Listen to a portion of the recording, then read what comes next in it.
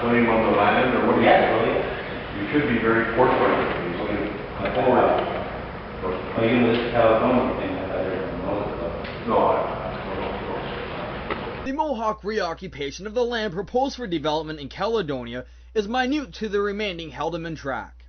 In 1784, Frederick Haldimand, on behalf of the King of England, proclaimed 6 miles deep from each side of the Grand River to be in possession of the Mohawks.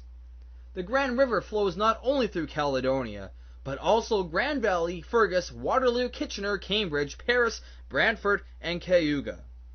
To date, the Mohawks are arguing with the governments of Ontario and Canada and corporations for their rights to their land and natural resources.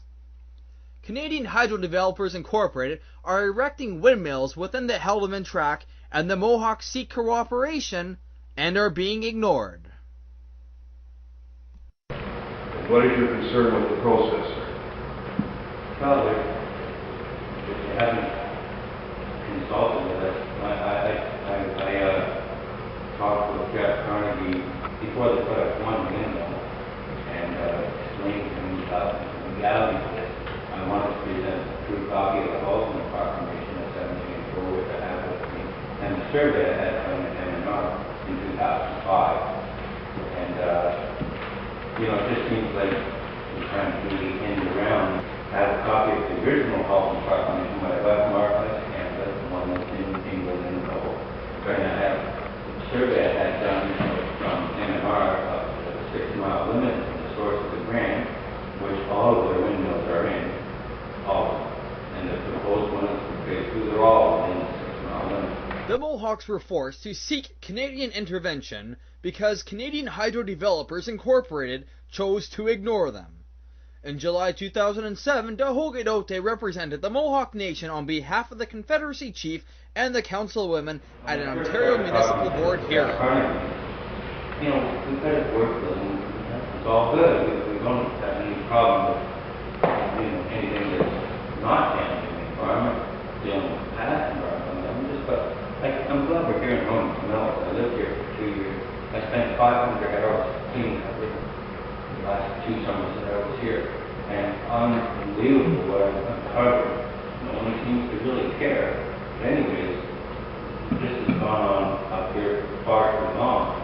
And what I was originally thinking, and our people were in agreement with, is, these guys can generate money from the wind, which is essentially our natural resource according to the Constitution of Canada, and Supreme Court decisions backing it up. So, they have to deal with this. Well, they chose to go to the Band Council, which has, which everyone knows. I guess you don't know. I'll tell you. You tell me. Yeah.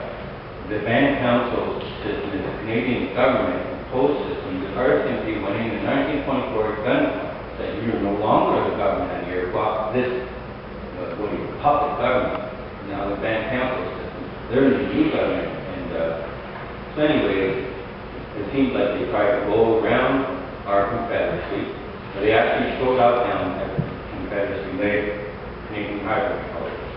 So they approached who then, you say? The Six Nations Band Council.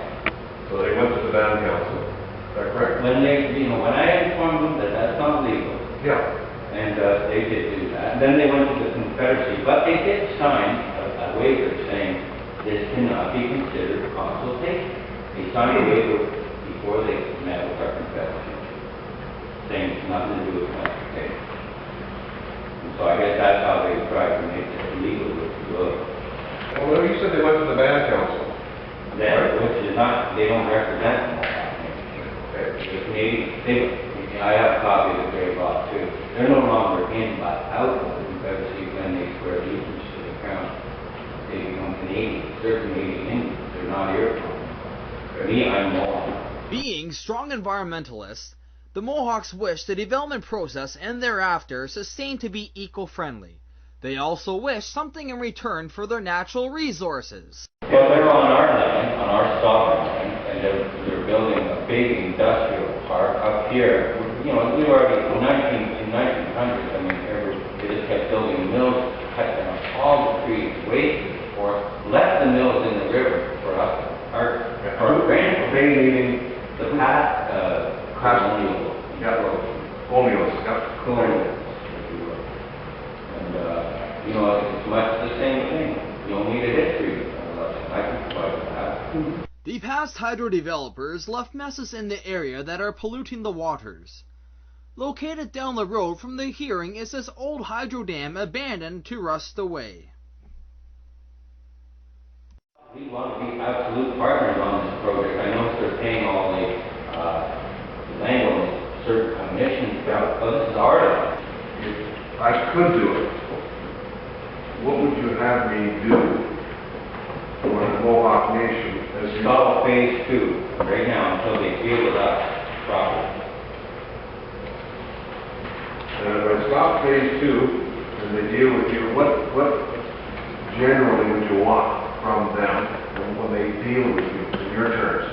I asked Jeff for all of their financials, their cash flow projections, all these things, the environmental stuff. Well, you know, I have some problems with their environmental screening report as do the other people here. Tehogadote later stated the Mohawks do not have the financial resources to take on Canadian Hydro Developers Incorporated and the Canadian legal system. However, he is doing whatever he can to stop the illegalities and unconstitutional actions. He says the Canadian legal system was designed by the rich so that whoever has the most money wins. If you wish to help, Tehogadote asked for you to contact him through his website, tehogadote.ws.